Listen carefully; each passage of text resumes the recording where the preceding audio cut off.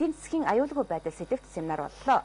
Монгол улсын эдийн засаг уул уурхай, мал аж ахуй гэсэн хоёр салбараас хамааралтай байх нь аюултай гэдгийг ярьж байна. Мөн уул уурхайн салбарт төрөөс баримтлах бодлого байхгүй, гадаадын төрийн бодлого орж ирэх боломж хуулиар нээлттэй байгаа зэрэг асуудлыг голчлон ярьлаа.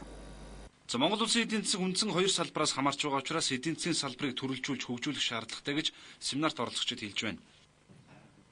Шинэ экспортын бүтээгдэхүүн бий болох хэрэгмээр байна. Бий болмоор. Импортыг орлох одоо бүтээгдэхүүний үйлдвэрлэлийг хөгжүүлмээр байна. Уул уурхаас ашиг олж ирдэг.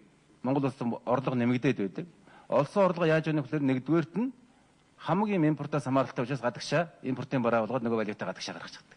Ингийн тулд тодорхой салбаруудыг төрөөс татврын бодлогоор дэмжиж эргэцсэн орчныг тааламжтай болгох ёстой гэж үзэж байлаа. Үйлдвэрлэл сул хөгжсөн учраас Монгол улсын эдийн засаг импортын хэрэглээний шинжтэй байгаа нь санаа зовох асуудал гэж семинарт оролцогчид онцолж байна.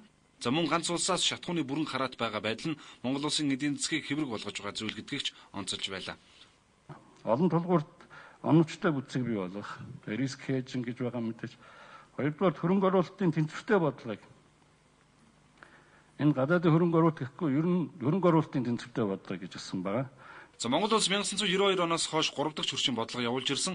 Энэ нь 3 дахь улсын томоохон бодит хөрөнгө оруулалтыг татах зорилго байсан. Харин лиценз авсан 3 дахь улсын хөрөнгө оруулагчид хувьцаагаа манай хоёр хөршийн төрийн өмчтэй аль нэгэн компанид худалдана гэдэг бол эдийн засгийн утгаараач тэр улс төрийн талаасаач болгоомжлох ёстой зүйл гэдгийг онцолж байлаа. Энэхүү семинарт улсын хурлын гишүүд, үндэсний аюулгүй байдлын зөвлөлийн ажлын албаны ахлах референт, Монгол банкны дэд ерөнхийлөгч, гадаад иргэн яамны төлөөлөл зэрэг албаны хүмүүс оролцсон юм.